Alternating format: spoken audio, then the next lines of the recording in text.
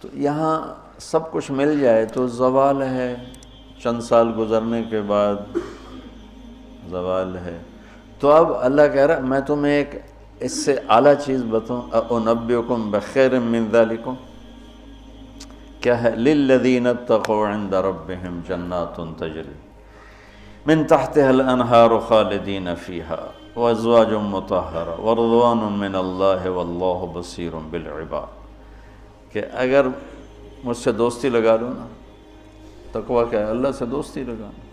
اور تقویٰ کوئی ایسی آسمانی مخلوق نہیں ہے یا ایسی کوئی مشکل صفت نہیں ہے جو پیدا عام سے عام مسلمان تقوی والا ہو سکتا۔ آگے آئیں گی، میں وہ بتا رہا ہوں، بلکہ پہلے وہ بتا دیتا ہوں کون ہے تقوی والے۔ اللہ جو یہ کہتے ہیں اللہ ہم تیرے اوپر ایمان لائے، یا اللہ ہمارے گناہ معاف فرما، ہمیں جہنم سے نجات عطا فرما۔ اور تقوی والے کون ہوتے ہیں؟ جو صبر کرتے ہیں، جو سچ بولتے ہیں، جو عبادت کرتے ہیں، جو خرچ کرتے ہیں، اور جو تہجد پڑھتے ہیں۔ لو یہ 4-5 باتیں ہیں، یہ کر لو تو آپ تقوی والے ہو۔ تو اس پر ملنے والا کیا ہے؟ جنات تجری من تحتها الانہار۔ انسان جب سے پیدا ہوا ہے اور جب سے پروان چڑھ رہا ہے اور نسل در نسل آئیڈیل لائف کی تلاش میں، 18ویں صدی میں جب سائنس نے ایک دم آنکھیں کھولی اور انسان نے کائناتی علم دریافت کیے، تو ایک شور اٹھا کہ اب خدا کوئی نہیں ہے، اللہ کوئی نہیں ہے، یہ سارا سسٹمیٹک سسٹم ہے۔ تو ہم نے مادی طاقتوں کا راستہ دیکھ لیا ہے، ہمیں کسی خدائی جنت کی ضرورت نہیں، ہم دنیا کو جنت بنا دیں گے۔ یہ 18ویں صدی میں بہت انکار، اللہ کے انکار کی بہت ہوا چلی۔ پھر انسانی علم خود یہاں تک پہنچا کہ نہیں، اللہ کے انکار کے بغیر کائنات کا کوئی نہ سر ہے نہ پیر ہے، نہ توجیہ ہو سکتی ہے، نہ کوئی اس کے کسی سوال کا جواب ہو سکتا ہے، لہذا ایک خالق ضرور ہے جس نے اس کائنات کو پیدا کیا ہے۔ تو انسان، اچھا ایک بات پہلے میں جو میڈیکل سائنس کہتی ہے کہ انسان اپنے ذہن میں کبھی بھی ناممکن کی تمنا نہیں کر سکتا۔ آپ کو کسی ان پڑھ سے ان پڑھ ایک چھوٹی سی مثال، کدی 2 تے 2 5 ہو جان، کسی کو یہ تمنا کرتے دیکھا کدی 2 تے 2 5 ہو جان؟ ایک چھوٹی سی مثال عام فہم دی ہے، اس کو پھیلا دو۔ انسان کا کمپیوٹر ناممکن کو نہ سوچتا ہے نہ تمنا کرتا ہے، اندر وہ چیز جاتی نہیں، ناممکن کی تمنا نہیں پیدا ہوتی۔ پھر یہ زندگی کیوں چاہتا ہے؟ یہ کیوں چاہتا ہے موت نہ آئے، موت نہ آئے، موت نہ آئے؟ یہ کیوں چاہتا ہے جبکہ ناممکن کی تمنا اندر نہیں پیدا ہوتی؟ یہ مستقل صحت کیوں مانگتا ہے، لمبی عمر کیوں مانگتا ہے، ہر وقت کی جوانی کیوں مانگتا ہے، ہر وقت کی خوشی کیوں مانگتا ہے، جبکہ یہ ساری چیزیں ناممکن ہیں؟ اس جہان میں ہر وقت کوئی خوش نہیں رہ سکتا، ہر وقت کوئی صحت مند نہیں رہ سکتا، مستقل کوئی زندہ نہیں رہ سکتا۔ پھر یہ ساری خواہشیں جو ابھرتی ہیں یہ بھی بتلاتی ہیں کہ کوئی جہان ایسا چھپا ہوا ہے جہاں زندگی ہے، موت نہیں، آئیڈیل لائف ہے اور کوئی دکھڑا نہیں۔ یہ خود، یعنی میں آپ کو سائنس کے لحاظ سے بات بتا رہا ہوں، اس کی ہمیں ضرورت کوئی نہیں، لیکن ابراہیم علیہ السلام نے کہا تھا وَلَٰكِن لِيَطْمَئِنَّ قَلْبِي، کہ دل کے اطمینان کے لیے یہ بھی ایک دلیل ہے عقلی اور سائنسی کہ انسان ناممکن نہیں سوچتا۔ تو پھر کیوں سوچتا ہے جوان رہوں، خوشیاں دیکھوں، غم نہ دیکھوں، موت نہ دیکھوں، عالی شان گھر ہو، عالی شان سواری ہو؟ یہ کیوں دیکھتا ہے؟ کہ ایک جہان موجود ہے جہاں یہ عالی شان زندگی موجود ہے۔ وہ کہاں ہے؟ عند ربہم، وہ اللہ کے پاس۔ جنت کہاں ہے؟ 7ویں آسمان اس کی بیس ہے، 7واں آسمان، اور 7ویں آسمان سے بنتی ہے اور یوں اوپر جاتی ہے۔ تو ایسا نہیں کہ وہ بلڈنگ اوپر جاتے جاتے جاتے عرش سے مل گئی، وہ بیچ میں سپیسز ہیں، یہ ایک جنت ہے، پھر ایک یہ ہے، ایک یہ ہے، ایک یہ ہے، ایک یہ ہے۔ عرش کے ساتھ جا کر جو جنت مل گئی ہے کہ اللہ کا عرش اس جنت کی چھت بن گیا ہے، وہ ہے جنت الفردوس۔ ان الذین آمنوا وعملوا الصالحات کانت لهم جنات الفردوس نزلا اولئک هم الوارثون یرثون الفردوس۔ تو فردوس اعلیٰ جنت ہے۔ اللہ نے ساری جنتوں کو بنایا کن کن کن، مطلب اللہ کو کن، اللہ کوئی بیٹھا کن کن نہیں آکھی جاندہ، یہ صرف ہمیں سمجھانے کے لیے، اللہ کو تو کن کہنے کی بھی ضرورت نہیں ہے، لیکن میرے نبی کا فرمان ہے باقی ساری جنت بنی میرے رب کے امر کے ساتھ، اور جنت الفردوس کو اللہ نے بنایا اپنے ہاتھوں کے ساتھ۔ تو یہ دنیا اللہ نے جس دن بنائی ہے، جس دن، اس سے لے کر آج تک اس کو ایک دفعہ بھی محبت سے نہیں دیکھا، اور جنت الفردوس کو جس دن بنایا ہے اس دن سے لے کر آج تک روزانہ دن میں 5 دفعہ رحمت کی نظر ڈالتا ہے۔ اور جنت الفردوس کو ہاتھوں سے بنایا ہے تو وہ کیا چیز بنی ہوگی؟ ہاتھوں سے بنایا ہے وہ کیا چیز بنی ہوگی؟ جس دن بنایا تھا اس دن سے لے کر آج، اور آج سے جس دن اس میں جانا ہے، آنے والا زمانہ بھی موجود ہے، گزرا ہوا زمانہ کوئی 25 ارب سال ہے، 30 ارب سال ہے اس کائنات کو بنے ہوئے، تو اگر اسی عدد کو لے لیں تو میرے نبی کا فرمان ہے کہ اللہ جنت الفردوس کو روزانہ دن میں 5 دفعہ اس کا میک اپ کرتا ہے۔ پہلے سے 5 دفعہ جس چیز کا میک اپ ہو وہ کیا چیز بنے گی؟ اچھا یہ تو دنیا ہے نا، چھوٹی چیز ہے، اس کا تو زیادہ میک اپ ہو نہیں، اس مسجد کا ہم میک اپ شروع کریں تو یہ چھوٹا سا حال ہے، سال 2 سال 3 سال میں ہم دنیا کے تارے توڑ کے لے آئیں تو بھی چند سال کے بعد کوئی جگہ ہی نہیں ہوگی بھی اب کہاں کیا چیز رکھیں۔ میں اس پہ حیران ہوتا ہوں، ایک لڑکی دلہن بن رہی ہے نا، تو وہ پارلر پہ اسے 1 گھنٹہ 2 3 4 5 6 7 8 لگا دو، اس کے بعد وہ کیا کریں گے؟ منہ ایڈا سارا، تو اب اس کے اوپر پورا ڈبہ تو نہیں ڈال دیں گے پاؤڈر کا، یا ساری سرخی اس کے منہ پہ مل دیں گے، تو وہ تو بھوتنی بن جائے گی بجائے دلہن بن۔ تو ایک لڑکی ہے، ایک لڑکا ہے، ایک گھر ہے، اس کی ڈیزائننگ ہے، اس کا میک اپ ہے، کسی کو چند گھنٹے لگیں گے، کسی کو چند سال لگیں گے، اور پھر ختم، کہ بس اس سے زیادہ نہیں ہو سکتا ہے۔ لیکن میں جب بھی سوچتا ہوں میں گم ہو جاتا ہوں، حیرت میں گم ہو جاتا ہوں کہ اللہ نے جنت الفردوس کی ہر چیز، تم نوجوان بیٹھو، حور ہی کہہ دیتا ہوں، جنت کی حور کو اللہ نے پیدا کیا امر کن، باقی جنتیں، اور جنت الفردوس کی حور کو پیدا کیا اپنے ہاتھوں سے پیدا کیا۔ تو کن اور حادثے کا کتنا فرق ہے۔ پھر جس دن پیدا کیا تھا اس دن سے لے کر آج کتنے سال ہو چکے ہیں؟ 30 ارب سال سے روزانہ پہلے سے 5 گنا زیادہ اللہ اسے خوبصورت کر دیتا۔ تو کیا کرتا ہے؟ اور اس کے اندر میک اپ کو قبول کرنے کی کتنی کیپیسٹی ہے، کتنی طاقت ہے کہ وہ روزانہ پہلے سے 5 گنا زیادہ خوبصورت ہوئی جا رہی ہے۔ اس کی ایک چارپائی لے لو، ایک کرسی لے لو، ایک پتا لے لو، ایک تنکا لے لو، ایک مور لے لو، ایک کبوتر لے لو، ایک پانی کا دریا لے لو، شراب کا جام لے لو، سراہی لے لو، بستر لے لو، پردہ لے لو، پلنگ لے لو، گھوڑا لے لو، کوئی چیز جنت کی لے لو، ہرن لے لو، مور لے لو، کوئی چیز، ہر چیز کو اللہ پہلے سے 5 گنا زیادہ حسین۔ آج 5 دفعہ مکمل ہو گیا، کل آئے گا پھر 5 دفعہ پہلے سے زیادہ حسین۔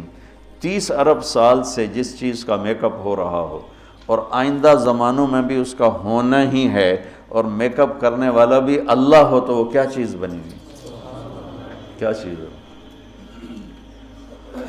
اور دنیا کو جنت بنا بھی لو تو موت کا کیا کرو؟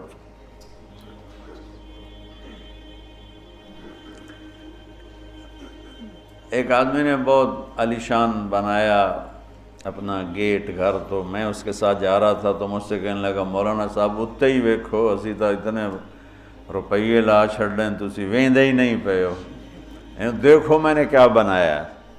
تو مجھ سے کہنے لگا مولانا صاحب اتنا ویکھو تو میں کتنے پیسے لائیں تے کی بنا دیتا ہے۔ تو میرے بولنے سے نا پہلے خود ہی بول پہ پر مصیبت ہے مر جاونا ہے چھڑ جاونا ہے، ساتھ ہی پر مصیبت ہے مر جاونا ہے چھڑ جاونا۔ میں کہا بھائی ہون دس تو آپ ہی دس دیتا ہے، میں نے ویک کی کرنا، تو کیا علاج کرنا؟ نوشیروان کے پوتے خسرو پرویز نے محل بنایا 11,000 پلر پر، 11,000 ستونوں پر محل بنایا، اور 10 سال نہیں رہ سکا اس میں، اور وہ محل زیر و زبر ہو گیا۔ کیسر نے شکست دی اور محل کو آگ لگا دی۔ عبد الرحمن الناصر اموی بادشاہ نے اسپین میں محل بنایا 4,316 پلر اور برج، اور 25 سال صرف اس میں رہا،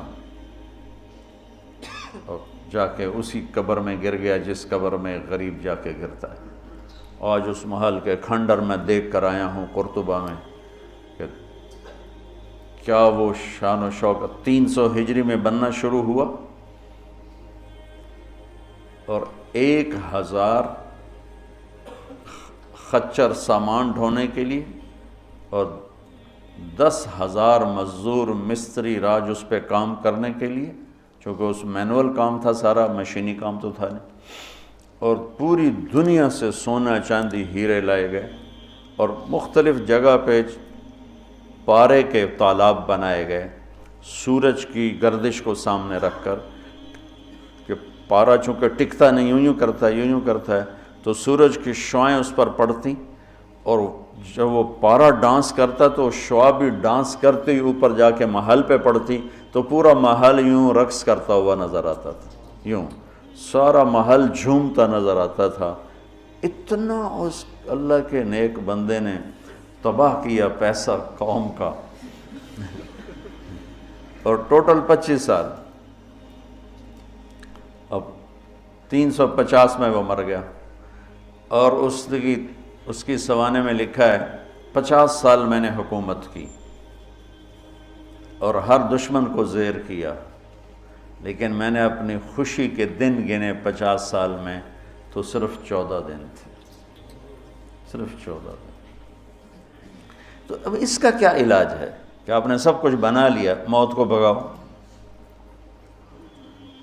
جب موت ہے تو اللہ کہتا ہے یہ آئیڈیل ہوم نہیں بن سکتا، لہٰذا یا مجھ سے دوستی کر لے، تقوی اختیار کر لے، پھر تو دیکھ میں تیرے لیے جنت بنا کے بیٹھوں، 7ویں آسمان سے چلتی ہے، اور پھر یہ درجات ہیں، 100 درجات تو صرف جنت الفردوس کے ہیں، اور باقی پتہ نہیں کیا چیز۔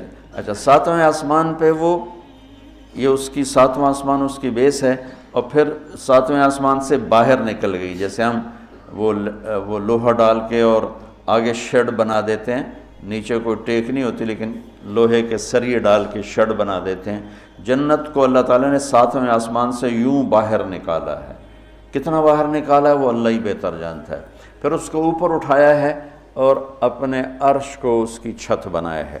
جنت الفردوس کے لیے اللہ کا عرش چھت ہے اس مسجد کی چھت کی طرح، اور باقی جنتوں کے لیے اللہ کا عرش چھت ہے آسمان کی طرح، آسمان کی طرح۔ تو اس میں ایک تنکا لکڑی یا گھاس، وہاں کا تنکا بھی سونے چاندی سے بنا ہوا ہے، یہاں کے درخت لکڑی کے۔ ایک کہنے لگا سونے چاندی سے پھل کیسے آئے گا؟ میں نے کہا لکڑ تو پھل کیوں میں آ جانا، یہ کوئی ہے عقل میں آنے والی بات کہ لکڑی سے پھل نکل ہے؟ لیکن چونکہ ہم ہر وقت دیکھتے رہتے ہیں تو وہ ہمارا ذہن اسے قبول کر چکا ہے، ورنہ کوئی عقل کی بات ہے کہ لکڑی میں سے آم نکل آتا ہے اور لکڑ میں سے انگور نکل آتا ہے، چھوٹی سی بیل میں سے اتنا بڑا تربوز نکل آتا ہے۔ یہ کیا چکر ہے؟ زمین پر پڑے پڑے پڑے پڑے پڑے اتنا ہو جاتا ہے۔ وہ کہتے ہیں کوئی فلسفی جا رہا تھا تو اس نے دیکھا اتنا بڑا تربوز زمین پہ پڑا ہوا اور آم لگے ہوئے درخت پر، تو کہنے لگا ایک ہی گل ہوئی، چھوٹے چھوٹے اتنے لا دیتے ہیں وڈے نو ہیٹھاں پاتا ہے۔ تو ابھی اسی سوچ میں تھا تو ایک کام ٹوٹ کے اس کی ٹنڈ پہ لگا، کہنے لگا سمجھ آ گئی یہ میرے اتنے ہندوانا ڈاندا تو میرا کی حال ہے، اگر میرے اوپر یہ تربوز گرتا تو میرا کیا حال ہوتا، مجھے سمجھ میں آ گیا۔ تو اللہ نے ادنا ترین چیز جو لگائی ہے جنت میں سونا اور چاندی ہے، زمرد اور یاقوت ہے، ہیرا اور جوہر ہے۔ اور میں نے ملکہ برطانیہ کے محل میں دیکھا، اس کے تاج میں، ان کے محل میں عجائب گھر بنا ہوا تو ان کے تاج میں لگا ہوا تھا کوہ نور، لیکن اب اس کی وہ شان و شوکت نہیں رہی، چونکہ کاٹ کے تاج میں لگایا اور پھر 3 ٹکڑے کر کے آگے ایک پٹی میں رکھا ہوا تھا۔ یہ پورا جب ہیرا تھا تو دیوگری جنوبی ہند کی ایک ریاست تھی، اسے علاؤ الدین خلجی نے فتح کیا۔ تو جب مال غنیمت کے لیے خزانے کا دروازہ کھولا گیا تو اس میں یہ ہیرا پڑا ہوا تھا۔ تو علاؤ الدین خلجی کے منہ سے بے ساختہ نکلا کوہ نور، یہ تو نور کا پہاڑ ہے، تو اس سے اس ہیرے کا نام ہی کوہ نور پڑ گیا۔ تو پھر جب انگریزوں نے فتح کیا ہندوستان کو تو پھر ملکہ برطانیہ کے لیے اسے جہاز کے ذریعے سے وہاں لندن پہنچا دیا گیا۔ یہ دنیا کا سب سے بڑا ہیرا تھا، ہو سکتا ہے اب اس سے بڑے ہوں، لیکن جنت کے کسی بھی لباس میں، تاج میں، گلاس میں، سراہی میں، میز پر، کرسی پر، بستر پر، مسیری پر، پلنگ پر، دروازے پر، کھڑکی پر جو موتی ہیرے جڑے ہوئے ہوں گے، اس میں سب سے چھوٹا موتی یا ہیرا یا نیلم یا زمرد یا پکھراج، جو بھی تم نام لے لو، جو آج دنیا میں قیمتی پتھر پائے جاتے ہیں، اس کو لا کر یہاں ٹیبل پر رکھ دو، وہ اتنا سارا ہو تو میرے رب کی قسم یہاں سے آسمان تک روشنی پھیل جائے گی اور خوشبو پھیل جائے گی، خوشبو پھیل جائے گی۔ تو اللہ تعالیٰ کہہ رہا ہے تم مجھ سے صلح تو کرو، مجھ سے یاری لگاؤ، تو میں نے آئیڈیل ہوم تمہارے لیے بنایا ہوا ہے۔ ایک نوجوان کہنے لگا اللہ حوروں کا لالچ کیوں دیتا ہے؟ میں نے کہا زنا سے روکنے کے لیے، کیونکہ لوگ شادی کر کے بھی زنا نہیں چھوڑتے ہیں، اور اللہ معاشرے کو پاک دامن دیکھنا چاہتا ہے۔ جس معاشرے میں زنا پھیل جاتا ہے وہ معاشرہ برباد ہو جاتا ہے۔ تو اللہ چاہتا ہے کہ ہر مرد عورت پاک دامن زندگی گزارے، اس لیے نے نکاح کا راستہ رکھا، اور پھر مرد کی شہوت کو روکنے کے لیے وعدہ کیا تو یہاں صبر کر، حلال کام کر، تو آجا میرے پاس، میں نے تیرے لیے تیری اس خواہش کا سامان تیار کر کے رکھا ہوا ہے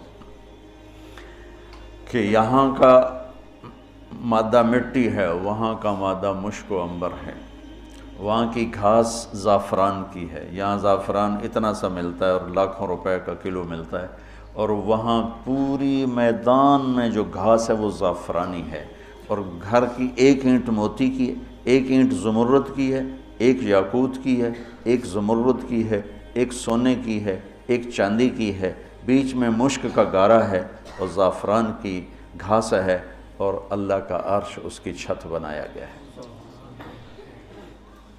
اور وہ اندر بیٹھو تو باہر نظر آتا ہے، باہر بیٹھو تو اندر نظر آتا ہے۔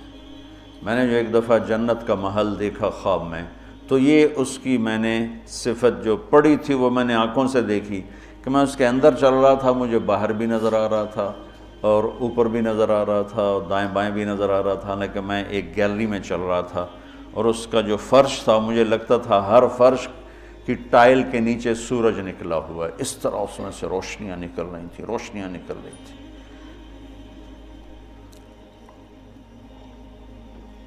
میں حور کو بیان کرتا ہوں جو ابن القیم نے لکھا ہے، لیکن جو میں نے دیکھی ہے وہ میں بیان نہیں کر سکتا، میں اس کو اب بھی دیکھ رہا ہوں،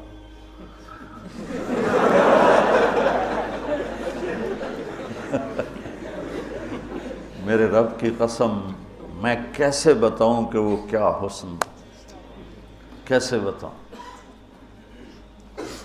یقین مانو میں کتنا جنت کو بولتا ہوں، اور میں جنت کے حوروں کو بولتا ہوں جو لکھا ہوا ہے، لیکن جو اللہ نے مجھے دکھایا وہ میرے پاس نہ لفظ ہے، اس کی مسکراہٹ ہوئے اگر وہ دنیا میں ہوتی تو میں تو ویسے مری فوت ہی ہو جاتا۔ اس لیے میرے نبی کا فرمان ہے کہ لولا ان اللہ قضا لأہل الجنت الا یموت لمات من حسنها و جمالها، اللہ نے جنت کی لڑکی کو ایسا حسن و جمال دیا ہے، اگر موت مرنا گئی ہوتی تو اس کو دیکھ کے آنکھیں برداشت نہ کرتی، کلیجے پھٹ جاتے، مر جاتی۔ تو یہاں کی عورتوں کے لیے بھی بشارت ہے کہ ایمان والی نیک صالح پاک دامن عورت جنت کی اس حور سے 70,000 گنا زیادہ خوبصورت ہوگی۔ 70,000 گنا کا مطلب ہوتا ہے لا محدود۔ ایک دفعہ حضرت ام سلمہ نے پوچھا یا رسول اللہ نساء الدنیا افضل ام نساء الجنہ، دنیا کی عورتیں افضل ہیں یا جنت کی عورتیں؟ آپ نے فرمایا بل نساء الدنیا، ام سلمہ دنیا کی عورت؟ تو انہوں نے کہا یا رسول اللہ وہ کیسے؟ یعنی ہم تو مٹی سے بنی ہیں اور گندگیوں میں بھری ہیں، اور وہ تو مشک عنبر زعفران کافور سے بنی ہیں، پاک پاکیزہ ہیں۔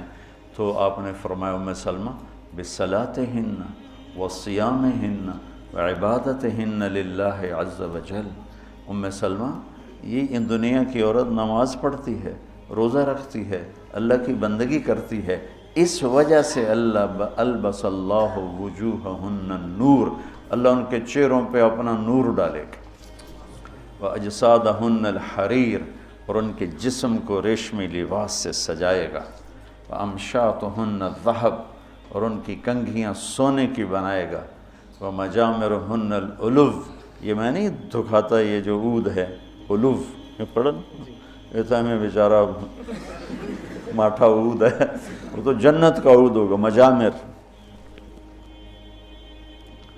کوئی دینا کوئی چیز پکڑنے کے لیے، یہ ٹیشو پیپر دے دو۔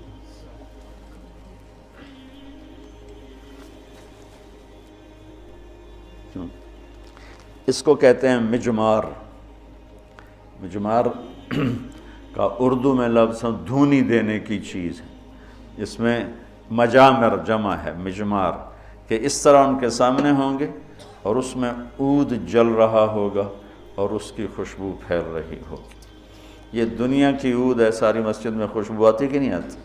ہم ماٹھی سی چیز ہے، تو وہ کیا چیز ہوگی؟ اور خوشبو ایک بہت بڑی یعنی فریش کرنے والی ایک نعمت اللہ نے بنائی،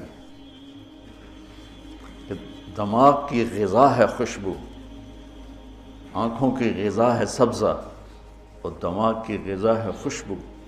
اللہ تعالیٰ نے اس کو خوشبوؤں سے بھر دیا ہے۔ عرفہا لہم کا ایک ترجمہ ہے کہ جنت کو اللہ تعالیٰ ان کے لیے خوشبودار بنا رہا ہے، عرف خوشبودار بنانا۔ ایک اور ترجمہ بھی ہے لیکن ابھی اس کی مناسبت سے مجھے یاد آیا کہ عرفہا لہم، کہ آ جاؤ ایک دفعہ مجھ سے دوستی لگا کے، پھر ایسی جنت دوں گا جس میں خوشبوئیں خوشبو ہوگی، اور ایسی خوشبو ہوگی کہ یہ ادھر تو لگاتے ہیں اور تھوڑی دیر بعد وہ ختم ہو جاتی ہے، وہ تمہیں ہمیشہ مہکائے رکھے گی اور تمہیں ہمیشہ تر و تازہ رکھے گی، خوش و خرم رکھے گی۔ تو اللہ تعالیٰ فرمایا تم میرے پاس آ جاؤ، تو تم جس آئیڈیل ہوم کو ڈھونڈتے ہو وہ میں نے تمہارے لیے تیار کیا ہوا ہے۔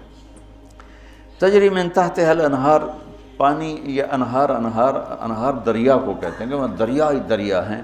اصل میں یہ دریا وہ ایک کنایا ہے، یہ ہے اس کے لیے خوبصورتی کے لیے، کہ پانی سے حسن آتا ہے۔ لوگ سردیوں میں گرمیوں میں مری جاتے ہیں، ناران جاتے ہیں، لورالائی نہیں جاتے، فورٹ منرو نہیں جاتے، وہ بھی ٹھنڈا ہے، لیکن وہ اتنا ویران ہے کہ اس پہ سبز نام کی شائی کوئی نہیں۔ اور کیوں نہیں ہے کہ پانی کوئی نہیں؟ پانی نہ ہونے کی وجہ سے کالے پہاڑ ہیں۔ مری ناران کاغان میں پہاڑ سرسبز ہیں کیونکہ وہاں پانی بہت زیادہ ہے۔ تو انہار انہار انہار، یہ اشارہ ہے خوبصورتی کی طرف۔ اور انہار دریا سے حدیث ایک یاد آ گئی، وصف الجنہ فی وصف الجنہ، یہ ایک مسقطی عالم کی لکھی ہوئی کتاب تھی، مجھے اچانک یاد آ گئی کہ وہ دریا میں ان کے بحری جہاز چلیں گے، ایک ایک جہاز اتنا بڑا ہوگا کہ پوری دنیا اس کے مقابلے میں حقیر ہوگی۔ دنیا پوری 24,000 کلومیٹر کی دنیا اس جہاز کے سامنے حقیر ہوگی۔ تو جب وہ اس جہاز پہ چڑھیں گے سیر کرنے کے لیے، تو وہاں ان کے لیے الگ بیویاں ان جہازوں میں ہوں گی، اور ان کو مچھلیاں گھیر لیں گی چاروں طرف سے۔ تو ان کو سلام کر کے کہیں گی اللہ کے دوست مجھے کھاؤ گے؟ وہ کہے گا کھاؤں گا۔ تو وہ پوچھے گی مچھلی کباب کھاؤ گے سالن کھاؤ گے؟ تو وہ کہے گا اتنے تو آؤ اندر ہی گلنا کیتی جان۔ تو پھر وہ چھلانگ لگا کے اوپر آ جائے گی۔ تو موت تو ہے نہیں، تو وہ کہے گا کباب کھلاؤ، تو وہ یوں کرے گی، تو ایک کندھے سے کباب نکل کے سامنے آنا شروع ہو جائے، کہے گا سالن دے، تو یوں کرے گی۔ تو میں یہ بنگلہ دیش میں حدیث بیان کرتا ہوں، بہت مزہ آتا ہے، کیونکہ بنگالی بڑے خوش ہوتے ہیں، ان کی غذا مچھلی ہے نا۔ ایک دفعہ پہلوانوں کو اکٹھا کیا ہم نے، زندگی میں پہلی دفعہ میں نے پہلوان اتنے دیکھے، اور پہلی دفعہ ان سے میں نے بات کرنی، میں پریشان، یا اللہ میں ان سے کیا بات کروں، سارے انج کر کے اڈی اڈی کنی، اڈے اڈے سر تے کن، کسی دا اینج کسی دا اینج کسی دا اینج، تو اینج کر کے پے ہوئے، یا اللہ میں انہاں بلائی نو کی گل کراں، انہاں دی کوپڑیاں کتوں گل جاؤں۔ کبھی زندگی میں پہلوانوں سے بات نہیں کی، تو بڑا پریشان بڑا پریشان۔ ظہر کی نماز کے بعد بیان تھا، مونی روڈ، وہ پہلوانوں کا اکھاڑا ہوتا تھا۔ خیر نماز ظہر کی ہو رہی تھی، تو نماز کے دوران اللہ نے نا میری راہبری فرمائی، مجھے ایک حدیث یاد آ گئی۔ تو بیان شروع ہوا تو وہ ان کے بیٹھنے کا انداز ایسا جیسے کوئی اکھاڑے میں ہی بیٹھے ہوئے ہیں، وہ لتاں لمیاں کیتی ہوئی ہیں، تو منہ اتنا کیتا ہوا، میں تو نہ دے سامنے چڑا جا بیٹھا ہوا سا۔ تو میں نے ان سے کہا دیکھو بھائی، یہاں سے میں نے بات شروع کی، دیکھو بھائی اصل زندگی ہے جنت، اور دنیا ہے عرض، اور جنت میں جانے کا سب سے زیادہ مزہ پہلوانوں کو آئے گا۔ وہ سارے ذرا اینج ہو گئے، پہلے اینج ہو گئے، پہلوانوں کو بڑا مزہ آئے گا جنت میں جانے کا، اس لیے کہ جنت کا پہلا کھیل جو اللہ ہمیں دکھانے والا ہے نا، پہلی انٹرٹینمنٹ جو جنت کی ہوگی سب سے پہلی، وہ مچھلی اور بیل کی کشتی ہوگی۔ اب ہمیں تو کشتی آتی نہیں، تو ہمیں تو نہیں پتہ لگے گا بھئی مچھلی نے کیا داؤ لگایا، بیل نے کیا داؤ لگایا۔ تم سارے پہلوان ہو، تمہیں پتہ ہے داؤ کیا ہوتا ہے۔ جب بیل داؤ لگائے گا تو اسی اس لئے نعرے مارو گے، جب مچھلی داؤ لگائے گی پھر تم نعرے مارو گے، اور تمہیں وہ مچھلی اور بیل کی کشتی دیکھنے کا جو مزہ آئے گا وہ ہمیں تو آئے گا نہیں۔ یہاں سے بات چلی، وہ تھوڑے تھوڑے ان کی آنکھیں کھلی۔ تو اللہ تعالیٰ نے ایک عجب گھر بنایا ہے، اور ہمیں ذوق ہی نہیں، چونکہ جنت کے تذکرے ہی کوئی نہیں۔ اور زندگی گزر گئی ہے سفروں میں، جتنا عرب میں جذبہ ابھرتے دیکھا نا جنت کا، وہ اجمی تو ٹھنڈے برف کھا کے بیٹھے ہوں گے۔ ایک دفعہ میں تھوڑا فرق کرو، بس میں تھا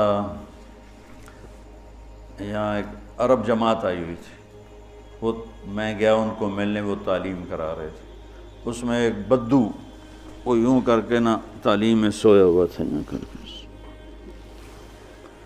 تو انہوں نے مجھے کہا آپ تھوڑی بات کر لیں، تو میں نے بات شروع کر دی، وہ سویا رہا، مجھے خیال آیا اس بابے نے اٹھاواں کہ میں، تو تھوڑی دیر کے بعد میں نے جنت شروع کی نا، تو وہ پہلے یوں ایسے سویا ہوا تھا بالکل، جب جنت شروع ہوئی تو اس نے مجھے یوں دیکھا، یوں ایک آنکھ سے دیکھا، ایک آنکھ، اور کافی دیر ایسے دیکھتا رہا، پھر یوں ہوا، پھر یوں ہوا، وہ پھر ایک دم جمپ لگایا، اور میں نے آئینہ کھولی نا کہ آئینہ کیا چیز ہے، تو پھر جمپ لگا کے ناچنا شروع ہو گیا، حور حور حور حور۔